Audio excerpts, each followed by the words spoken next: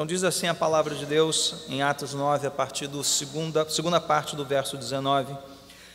Saulo passou vários dias com os discípulos em Damasco. Logo começou a pregar nas sinagogas que Jesus é o Filho de Deus. Todos os que o ouviam ficavam perplexos e perguntavam: não é ele o homem que procurava destruir em Jerusalém aqueles que invocam este nome? E não veio para cá justamente para levá-los presos aos chefes dos sacerdotes?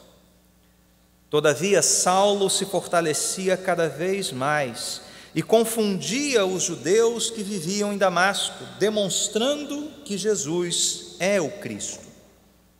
Decorridos muitos dias, os judeus decidiram de comum acordo matá-lo. Mas Saulo ficou sabendo do plano deles. Dia e noite eles vigiavam as portas da cidade a fim de matá-lo. Mas os seus discípulos o levaram de noite e o fizeram descer num cesto através de uma abertura na muralha. Quando chegou a Jerusalém, tentou reunir-se aos discípulos, mas todos estavam com medo dele, não acreditando que fosse realmente um discípulo. Então Barnabé o levou aos apóstolos e lhes contou como no caminho Saulo vira o Senhor, que lhe falara, e como em Damasco ele havia pregado corajosamente em nome de Jesus. Assim Saulo ficou com eles e andava com liberdade em Jerusalém, pregando corajosamente em nome do Senhor. Falava e discutia com os judeus de fala grega, mas estes tentavam matá-lo. Sabendo disso, os irmãos o levaram para Cesareia e o enviaram para Tarso. A igreja passava por um período de paz em toda a Judéia, Galiléia e Samaria. Ela se edificava e, encorajada pelo Espírito Santo, crescia em número, vivendo no temor do Senhor. Amém. Vamos orar mais uma vez. Senhor amado, mais uma vez abrimos a Tua palavra, que é afiada como uma espada de dois gumes. Senhor, que sejamos levados, ó Deus, não apenas como espectadores, mas como participantes dessa história, pois essa é a nossa história. Este é o início de tudo. E graças a homens como Saulo, Barnabé e tantos discípulos anônimos, nós chegamos até aqui. Senhor, que a Tua palavra hoje tenha efeito e consequência em nossas vidas, possamos ser não apenas ouvintes, mas praticantes do que nos chega hoje como dádiva Tua. Peço-te, ó Deus, clareza, iluminação e unção do Teu Espírito a transmitir de forma fiel o que está contido no texto sagrado. E oro agradecido a Ti por esta oportunidade, em nome de Jesus. Amém. Podemos nos assentar?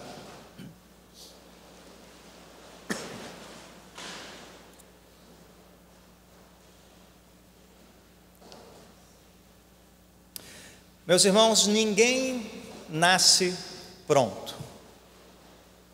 Ao contrário, coisas, objetos, nascem prontas e vão se gastando. Sua geladeira, seu sapato, seu carro, tudo isso vem pronto e vai se gastando com o tempo. Porém, pessoas nascem incompletas, não prontas, e vão se fazendo, vão crescendo, vão amadurecendo. E nesse processo, ninguém se faz sozinho. Alguns querem nos convencer que venceram sozinhos, que conquistaram sozinhos, mas eu creio que isso não é verdade. Nós podemos experimentar uma certa solidão em alguns momentos, aquela sensação que somos a única voz clamando no deserto, mas sabemos que há sempre alguém do nosso lado. Sabemos que o final da jornada é alcançado com a ajuda de outros.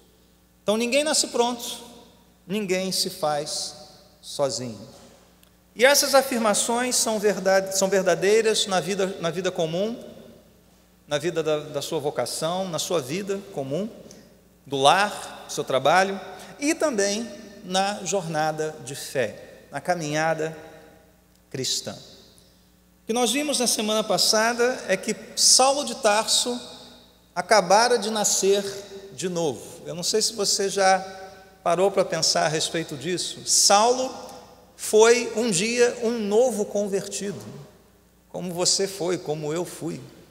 Parece estranho, né? Porque nós tomamos contato com as cartas paulinas, né? Então vemos ali aquele homem, o teólogo, né? O homem de conselhos, o homem de sabedoria, e mal pensamos que esse homem um dia já foi um novo convertido, alguém que de fato nasceu na fé cristã em determinada ocasião, e por isso precisou de ajuda, precisou de orientação.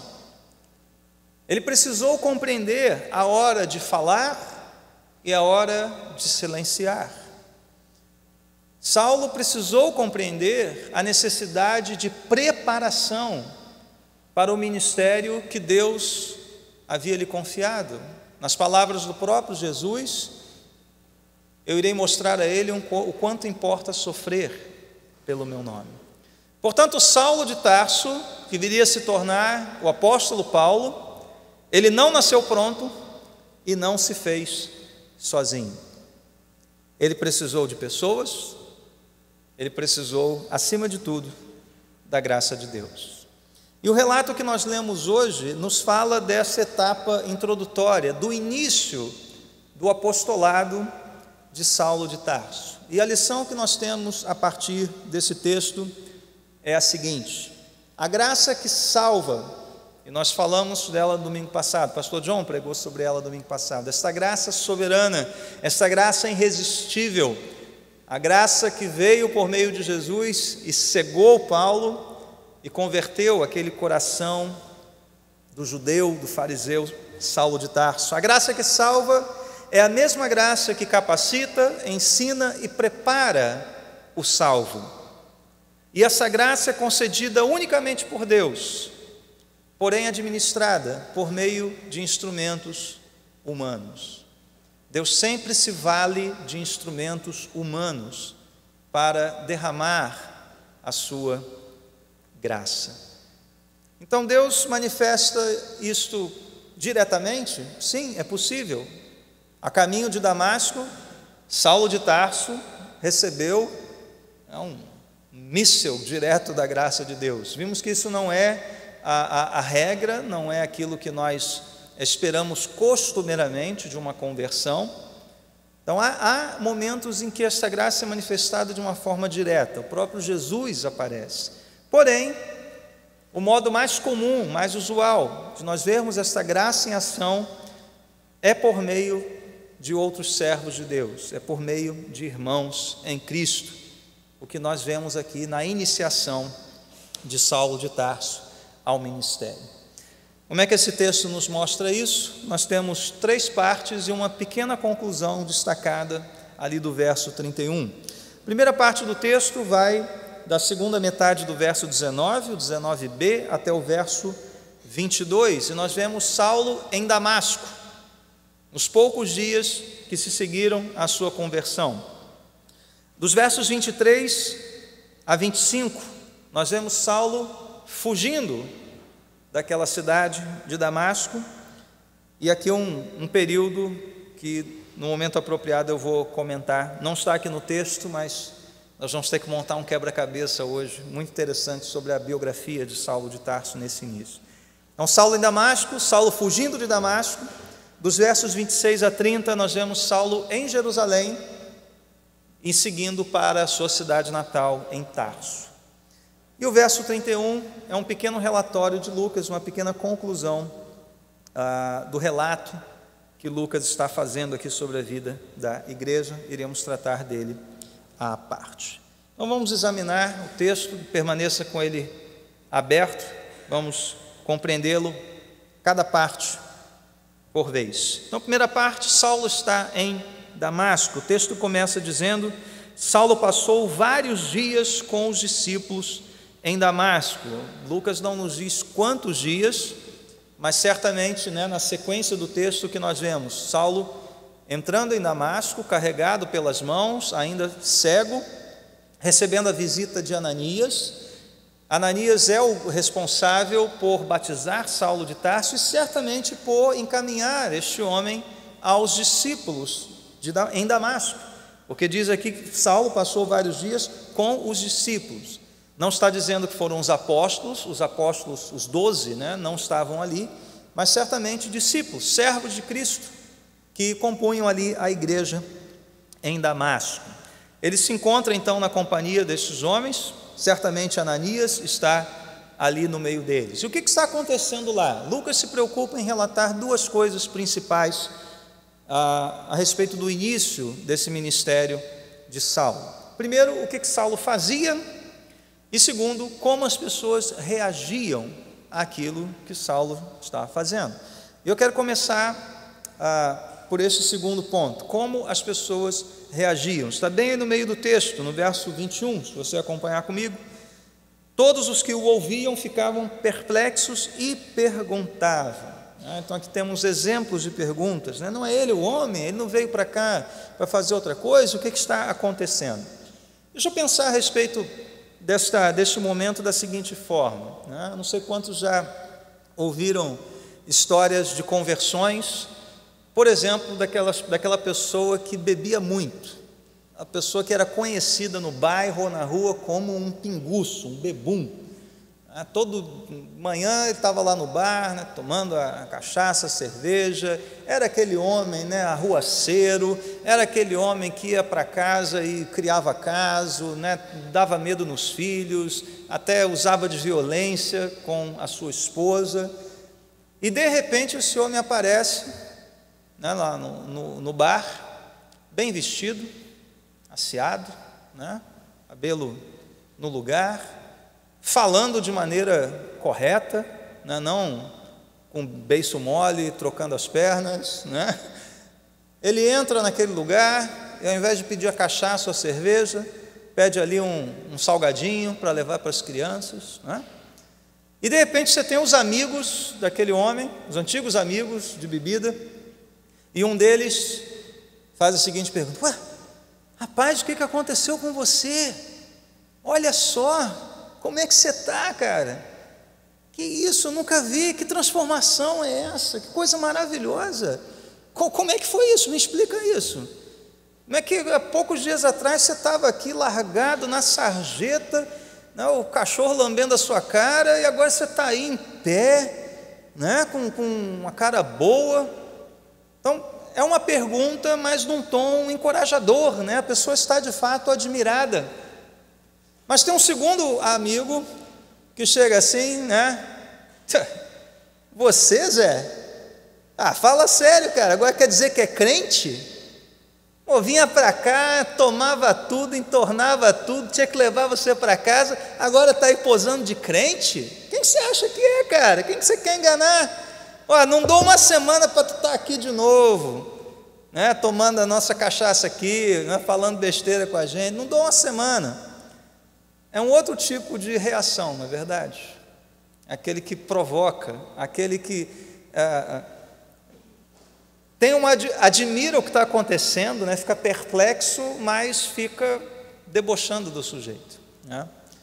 Que tipo de reação tiveram os judeus que ouviram Saulo de Tarso? O texto não tem tom de voz, que nós não temos uma gravação, nós temos simplesmente um texto.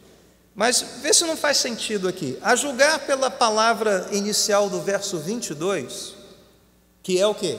Que palavra é essa? Todavia, ou seja, porém, qual é a ideia de Lucas aqui? Uma ideia de contraste, Olha, quem ouvia ficava perplexo, fazia perguntas, porém, Saulo se fortalecia. Quando nós vemos esse contraste, o que isso faz você pensar? Talvez aquelas palavras dos judeus, não é ele o homem que procurava destruir Jerusalém, eram palavras de zombaria. Esse aí, agora quer posar de crente? Não era ele que estava querendo perseguir, destruir esses cristãos? Agora está aqui? Que negócio é esse? Que coisa esquisita é essa? Não é esse que o homem que veio para cá justamente para levar preso? Eu imagino que eles estejam até confrontando o Saulo. Saulo, eu te conheço, meu amigo, te vi pequenininho, eu sei como você é, agora está aqui, né? Virou a casaca, está jogando no outro time. Porém, Saulo se fortalecia. Percebeu aqui a ideia? Tudo aquilo veio para minar, para desencorajar Saulo. Todavia, Saulo se fortalecia. É o primeiro embate daqueles que não creem na nossa mensagem e querem nos desmoralizar. Esse é o tom aqui da passagem. Agora, o que Saulo fez para despertar essas reações desses homens, né? Então nós temos aqui a moldura dessa primeira parte, tanto no verso 20 quanto no verso 22, nós temos a descrição da ação de Paulo ali em Damasco. No verso 20, logo começou a pregar nas sinagogas que Jesus é o Filho de Deus. E no verso 22, diz que ele confundia os judeus que viviam em Damasco, demonstrando que Jesus é o Cristo. Então ele pregava, ele demonstrava que Jesus é o Filho de Deus, que Jesus é o Cristo. E que local Paulo escolheu para começar isso? As sinagogas. A razão é muito simples, né? E essa se tornaria a principal estratégia do apóstolo Paulo. Ele ia a uma cidade e procurava de imediato uma sinagoga. Por quê? Ora, ali todo mundo já estava escolarizado no Antigo Testamento. Todo mundo já estava versado na Antiga Aliança. Eles já tinham um ponto de contato, um ponto de início. Seus ouvintes já conheciam as promessas de Deus a respeito do Messias. Bastaria que ele então fizesse exatamente o que o texto diz aqui, demonstrasse a partir das Escrituras Sagradas que Jesus, aquele Jesus, que morreu na cruz, que ressuscitou ao terceiro dia e de quem Paulo era testemunha, aquele Jesus era de fato o Filho de Deus, o prometido, o Messias, o Cristo. Portanto, há uma razão para isso. Esse ponto inicial, a partir do qual Paulo iria conduzir os seus ouvintes a Jesus Cristo. O que ele fazia então a partir disso? Nós temos duas palavras aqui importantes. No verso 20 diz que ele começou a pregar, e no verso 22 que ele demonstrava que Jesus é o Cristo. O que nós vemos é algo maravilhoso. Pregação, anúncio, porém com argumentação. Martin Lloyd-Jones, conhecido pregador galês do século XX, ele dizia que pregação é lógica pegando fogo, é teologia em chamas, é raciocínio eloquente. Portanto, o que Saulo fazia não era simplesmente ganhar corações, mas também ganhar as mentes daqueles homens. Porque nós somos coração, emoção, mas também somos cabeça. Então Paulo anunciava a verdade, Paulo pregava o Evangelho, demonstrando, raciocinando com eles, argumentando com eles, com base na palavra de Deus, a partir das Escrituras Sagradas. Um trabalho que dependia tanto da unção do Espírito Santo, porque ninguém muda o coração a não ser o próprio Espírito de Deus, mas também algo que exigia trabalho, algo que exigia raciocínio, algo que, segundo Lloyd-Jones, era a própria lógica em chamas, a própria lógica recebendo ali o fogo do Espírito Santo. Então Paulo pregava e demonstrava que Jesus era o Filho de Deus e que Jesus era o Cristo.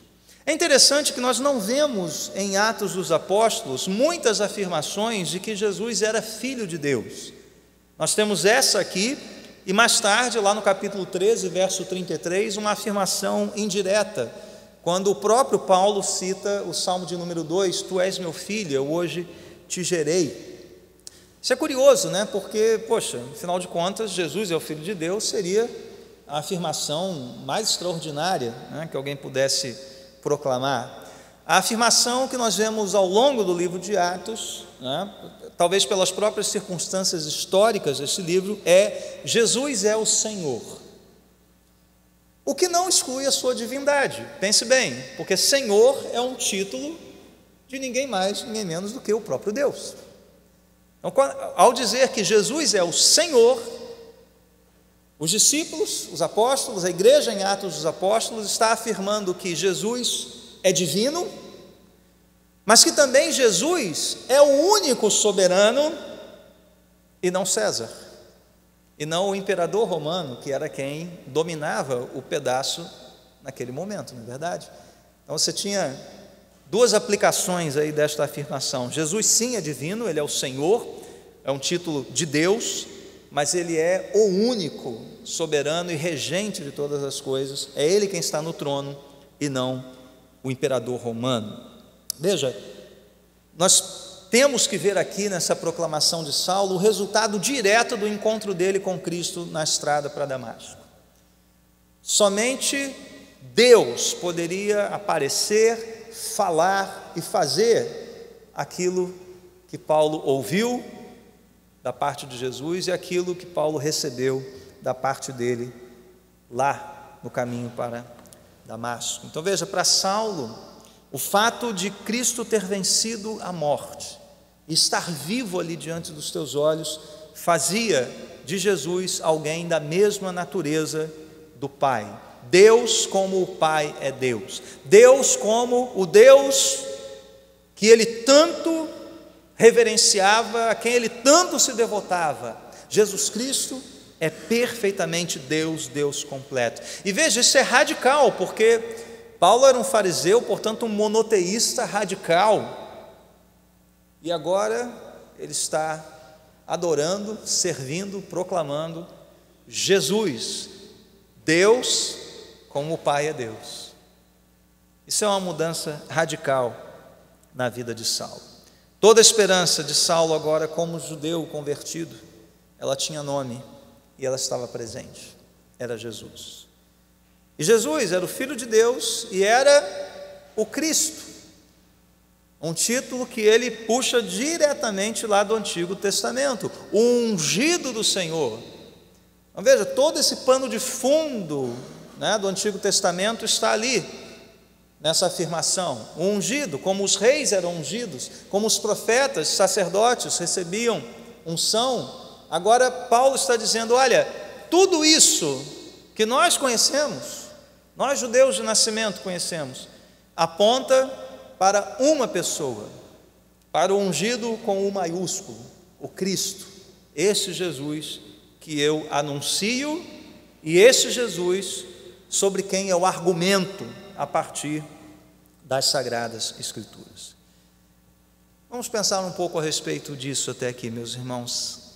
A graça que salvou Saulo de Tarso continua atuando nele nos seus primeiros passos. Primeiro, fortalecendo este homem diante da oposição, dos desafios, da tentativa de desmoralização. Saulo entende que a sua missão, como a missão de qualquer um de nós, qualquer um que se diga cristão, é anunciar o Evangelho. Ele diria mais tarde, ai de mim, se eu não pregar o Evangelho. Então, meus irmãos, nós estamos fazendo isso. Nós compreendemos que esta missão é urgente, como Saulo compreendeu. A primeira atitude dele, depois de convertido, foi pregar a Cristo, foi anunciar Jesus Cristo.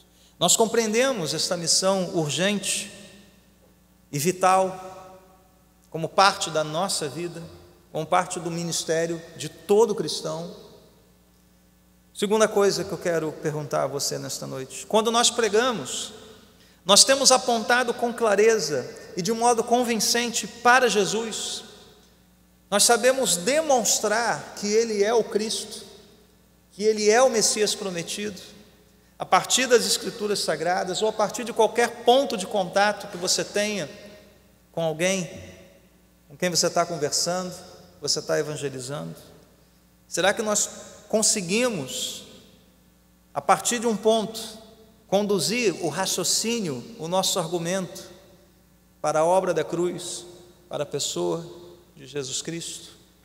Esse é um trabalho que exige a unção do Espírito, a direção do Espírito, mas também muito do nosso estudo, da nossa dedicação à palavra de Deus. E aí vem a minha terceira pergunta: será que nós temos aproveitado as inúmeras oportunidades que temos num país livre como o nosso Uma igreja como a nossa, que se preocupa em formar discípulos de Jesus por meio de uma escola bíblica dominical, de pregação expositiva. Nós temos aproveitado essas oportunidades para crescermos juntos na graça e no conhecimento de Deus por meio da palavra de Deus. Não perca essa oportunidade. Cada vez mais, meus irmãos, nosso trabalho de evangelização, de anúncio, será mais exigente. Mais exigente. Jovens universitários, seu local de trabalho, pessoas estão com muita informação, têm muitos argumentos. O que nós vamos fazer com isso? Será que nós conseguimos argumentar e demonstrar que Jesus é o Senhor, que Jesus é o Cristo, o prometido de Deus, e que isso tem a ver com toda a nossa vida, e que isso exige uma resposta daquela pessoa? A graça de Deus pode nos conduzir a isso, se você assim se dispuser. Meus irmãos, o texto continua. Saulo, ele está no início do seu ministério, e o relato de Lucas aqui é bem econômico, né? Verso 23, decorridos muitos dias. E aqui a gente tem que dar uma paradinha e começar a montar um quebra-cabeça da vida de Saulo de Tarso. Nós temos que pedir ajuda a outros textos para compreender o que está acontecendo aqui, né? Lá em Gálatas, que é uma das cartas onde Paulo fala um pouquinho desse início da sua trajetória, tem um texto, Gálatas 1,18, que diz que depois de 3 anos subi a Jerusalém. Espera aí, 3 anos, onde é que esses 3 anos se encaixam, né? E o que aconteceu nesse período de 3 anos? Subi a Jerusalém, e aqui o texto que nós lemos fala de uma ida a Jerusalém, verso 26, quando chegou a Jerusalém, né? Então, como é que a gente pode montar esse quebra-cabeça? Entre os versos 22 e 23, nós temos exatamente esse período de 3 anos. Período de 3 anos de silêncio do apóstolo Paulo. Só pelo relato de Atos talvez você não percebesse isso, né? Mas a gente tem que fazer o trabalho de costura aqui de outros textos, né? Então, como é que seria uma linha de tempo muito simples da vida de Saulo até esse instante? Primeiro, conversão, o início lá em Damasco, versos 19b até o 22, ok? Depois, não sabemos por que razão exatamente, ele passa 3 anos na Arábia, é o que diz Gálatas.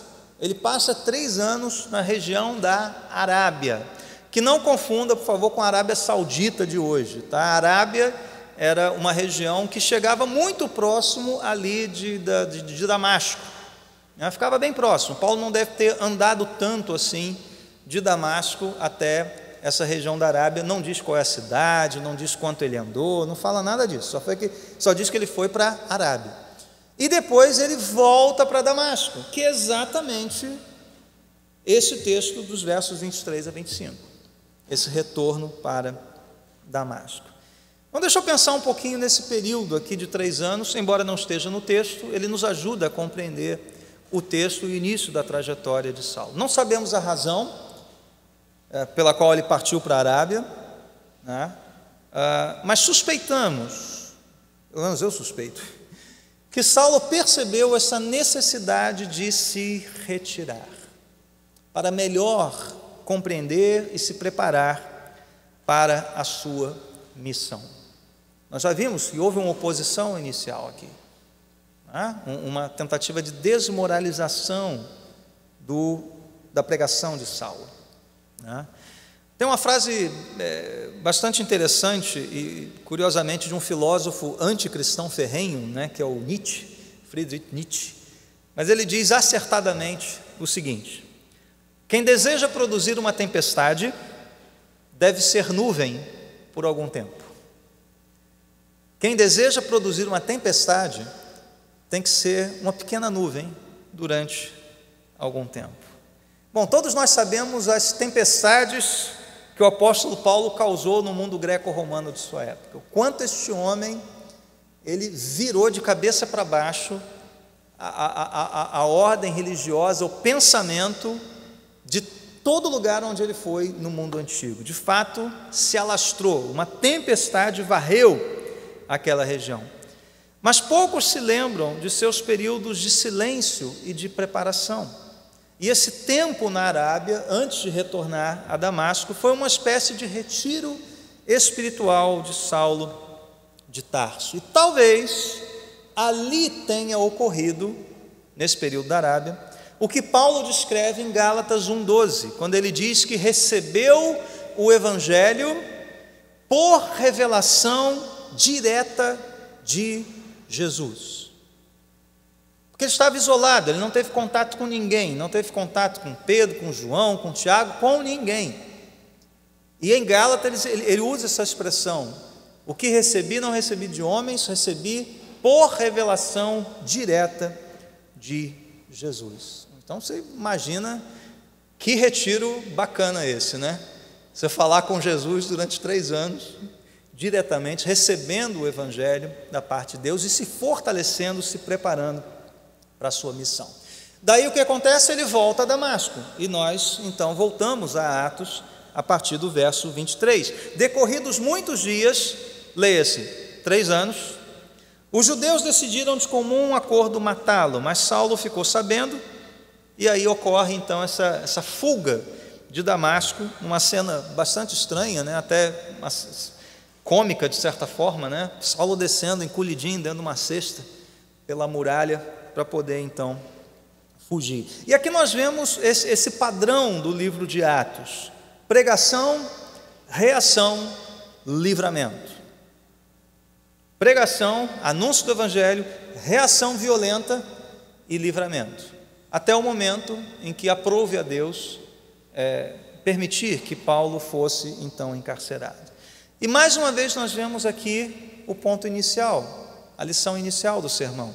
Mais uma vez a graça de Deus se manifestou, mas se manifestou por meio de pessoas. Diz aqui que os seus discípulos, sabemos aqui que são discípulos diretos de Paulo, mas certamente irmãos em Cristo, o levaram de noite e o fizeram descer num cesto através de uma abertura na muralha. Até para fugir, Paulo precisou de ajuda, precisou de alguém. Portanto, irmãos, esse início do ministério de Saulo, ele nos ensina especialmente sobre a necessidade de preparação e de um certo silêncio. É o seu momento nuvem, digamos assim. Ninguém nasce pronto, lembra do início do sermão? E certamente Saulo percebeu isso. Embora fosse uma pessoa brilhante, embora fosse uma cabeça sensacional, o chamado homem de 3 mundos, cidadão romano, criado na cultura grega, criado na religião, em todo o pano de fundo histórico do judaísmo, este homem compreendeu que era necessário se calar, se retirar, se preparar, para aí sim reiniciar a sua missão, fortalecido pela graça de Deus. Então, se você quer produzir uma tempestade, aprenda a ser nuvem. Se você quer ordenar com justiça, com coerência, aprenda a obedecer. Aprenda a servir, se você quer fazer alguma coisa. Você quer ensinar? Aprenda a ouvir. É necessário que nós nos preparemos. E uma segunda lição desta porção pequena da palavra de Deus é novamente que a graça de Deus se manifesta por meio de pessoas. E aqui eu quero pensar com vocês o seguinte: nós costumamos sempre perguntar aos irmãos se estão dispostos a servir, não é verdade? Irmão, vamos servir, vamos caminhar com o ministério. Você está disposto a servir? Sempre desafiamos uns aos outros para servirmos uns aos outros. Eu quero fazer um desafio inverso. Você está disposto a receber serviço de outro? Você está disposto a reconhecer que você não caminha sozinho e não se faz sozinho? E você está disposto a receber a ajuda de outro? E olha que segredo aqui, né? Para muitos isso é muito difícil, porque isso mexe também com o nosso orgulho, não é verdade? Então você está disposto a receber ajuda, como Paulo, como Saulo recebeu ajuda aqui? Você está disposto a reconhecer que você não se faz sozinho, só pelo seu esforço, só pelo seu mérito? Você precisa de gente, ainda que você para botar você num cestinho, né? Você precisa, sim, de pessoas, e reconhecer essa graça da parte de Deus.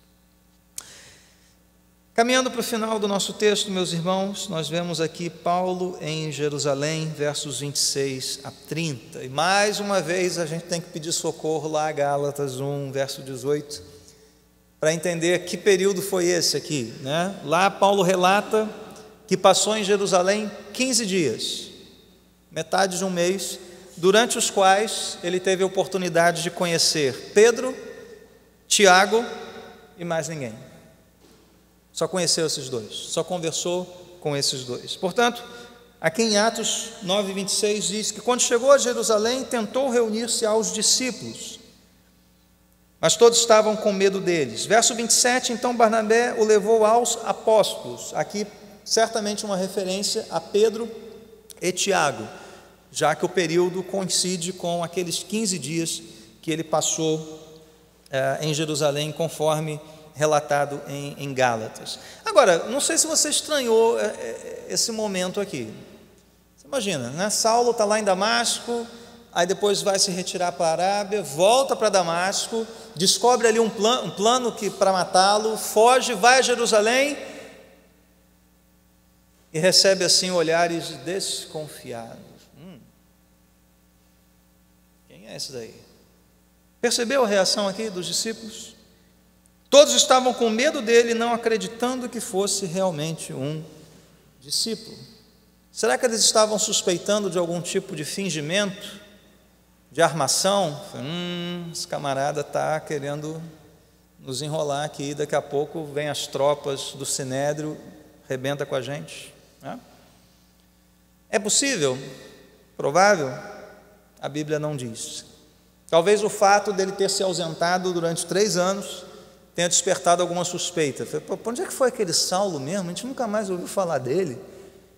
Ele começou a pregar, de repente deu no pé, está estranha essa história. De repente ele aparece em Jerusalém. Opa, você? O que você está fazendo aqui? Por onde você andou? É compreensível essa desconfiança. Mas é aqui que entra em cena um outro instrumento da graça divina, que nós já conhecemos lá do capítulo 4, né, versos 36 e 37, o Barnabé. Aqui está Barnabé. Tal qual Ananias, né, na porção do domingo passado, que obedeceu, quebrou as barreiras do medo, da inimizade, recebeu Saulo na comunhão da igreja. Lá está Barnabé como um agente da recepção de Saulo para a liderança da igreja. Se Ananias foi o responsável por levar Paulo à comunhão dos irmãos, Barnabé agora é o responsável por levar Paulo ao pastor, né?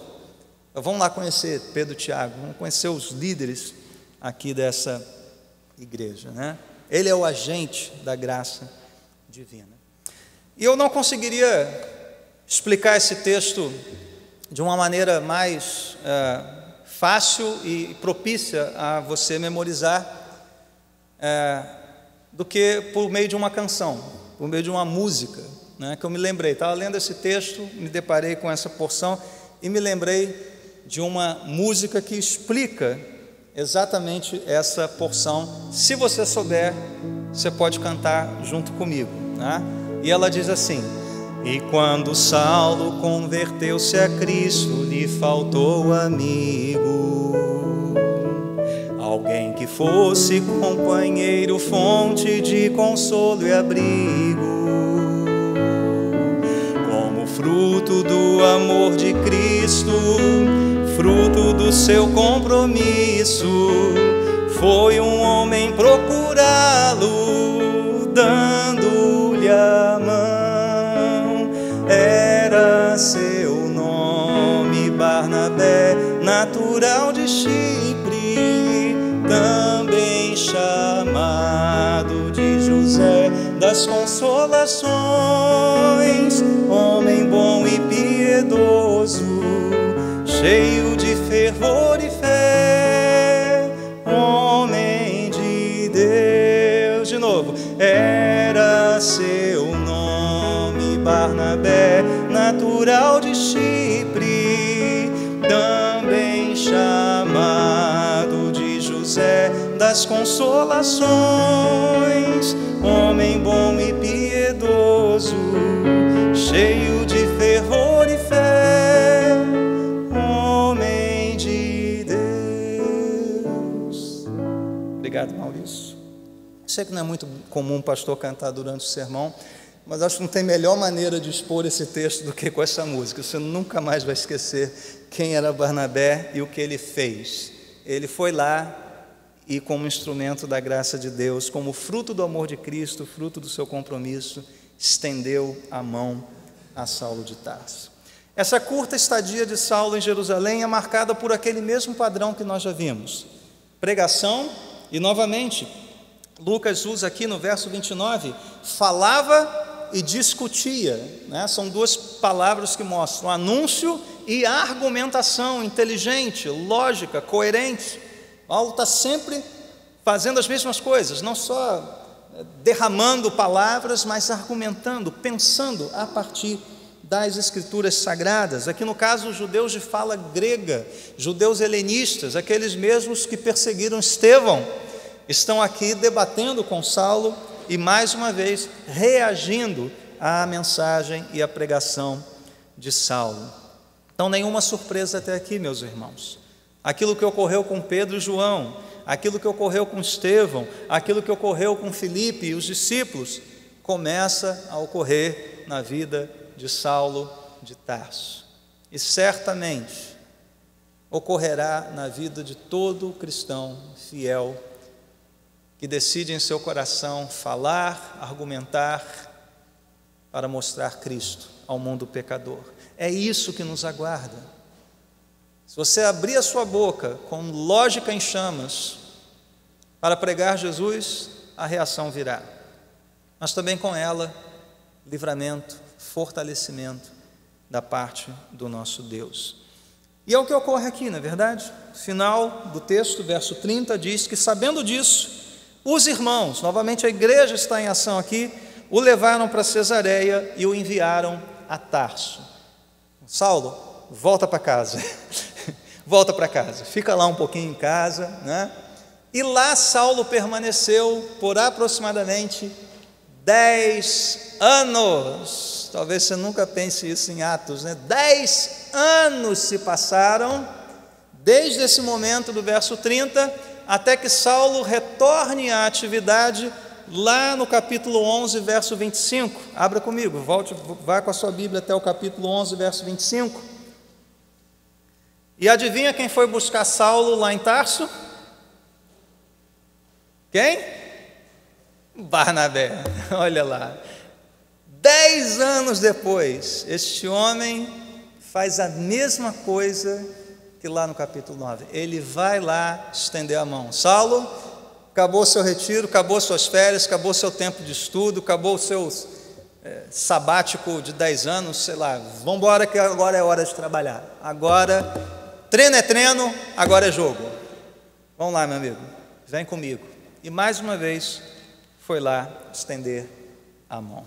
O que isso tudo tem a nos dizer, meus irmãos? Todo relacionamento traz consigo riscos, muitos riscos. Esses encontros aqui de Saulo com Pedro, com Tiago, com Barnabé, mostram isso. Havia o risco de Saulo não ser recebido, como de fato quase aconteceu. Havia esse risco.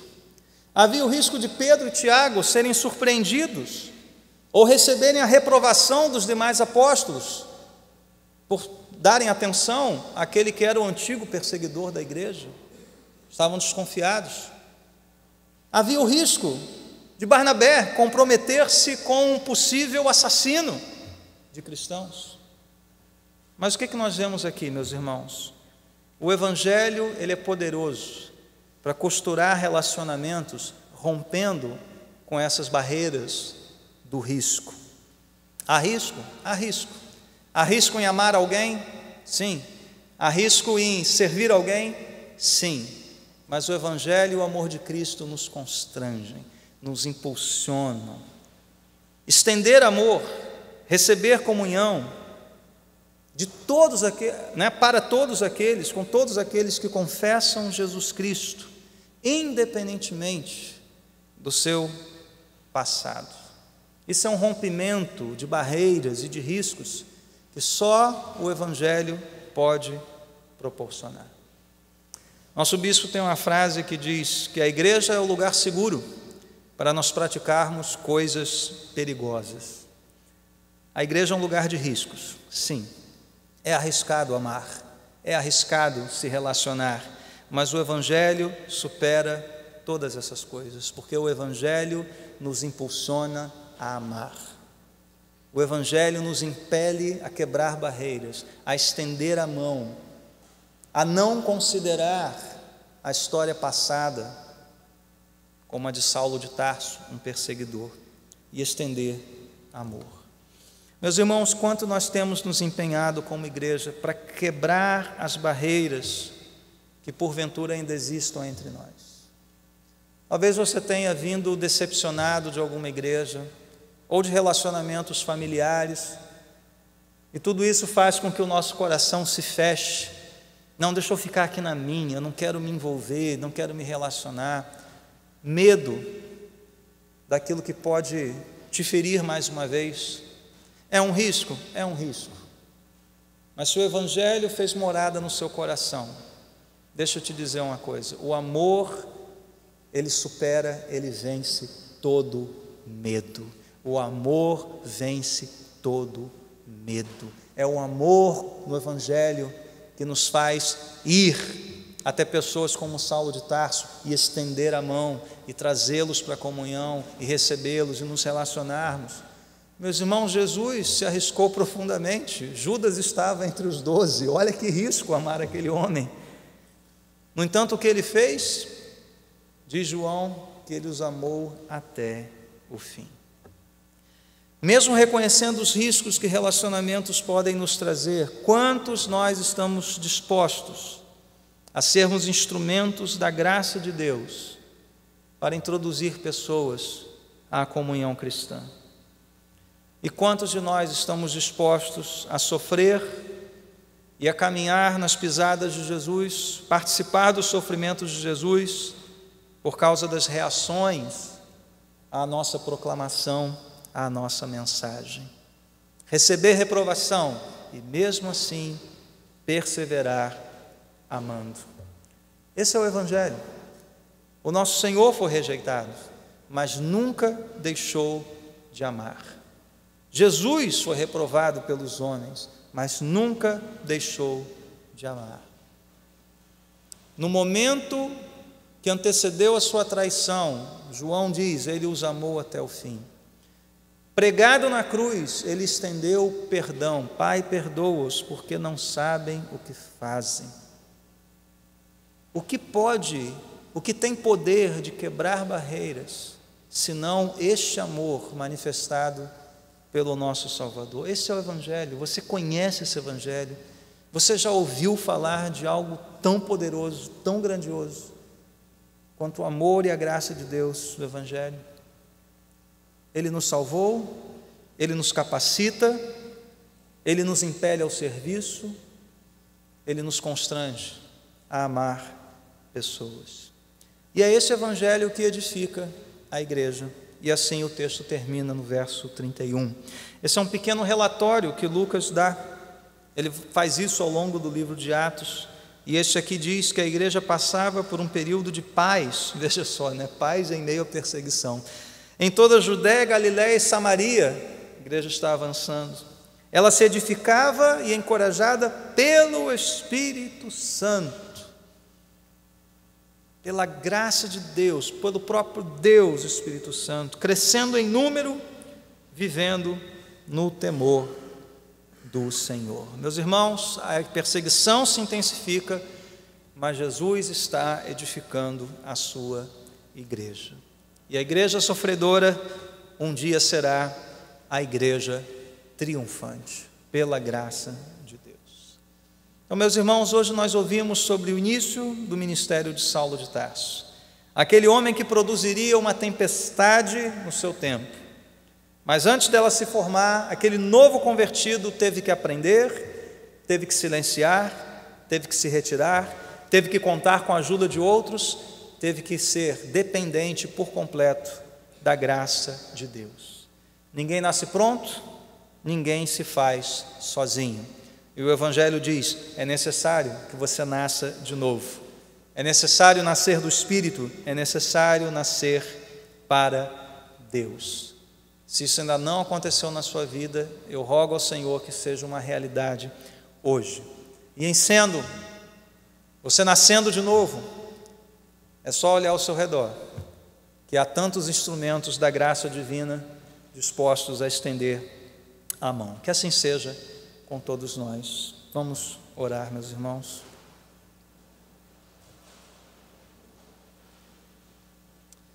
Graças te damos, ó Pai, por termos sido instruídos e confrontados com a Tua palavra mais uma vez.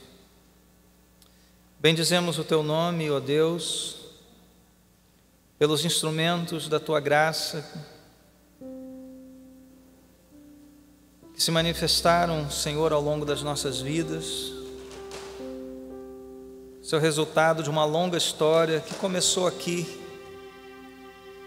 em Atos, com pessoas anônimas, com outras passaram tão rapidamente na história. E em tudo, Senhor, vemos a Tua boa mão, em tudo vemos o Senhor edificando uma igreja. O Teu povo, salvo pela graça, reunido pela graça, edificado pela Tua graça. E eu oro a Ti, Senhor, pela nossa igreja. Possamos ser instrumentos desta graça, uns para com os outros, mas também, Senhor, para um mundo perdido, caído, cego, um mundo que quer nos desmoralizar, quer nos confundir. Peço a Ti, Senhor, capacita cada um aqui, pelo poder do Teu Espírito e na Tua palavra, para ser um proclamador, aquele que prega e demonstra, que anuncia e raciocina a partir das Escrituras. Mas além disso, Senhor, uma pessoa cheia do Teu amor, que quebra as barreiras pelo amor, que vence o medo pelo amor manifestado no Evangelho. E assim o Senhor edifica aqui uma igreja encorajada pelo Espírito Santo e que viva no temor do Senhor. Amém.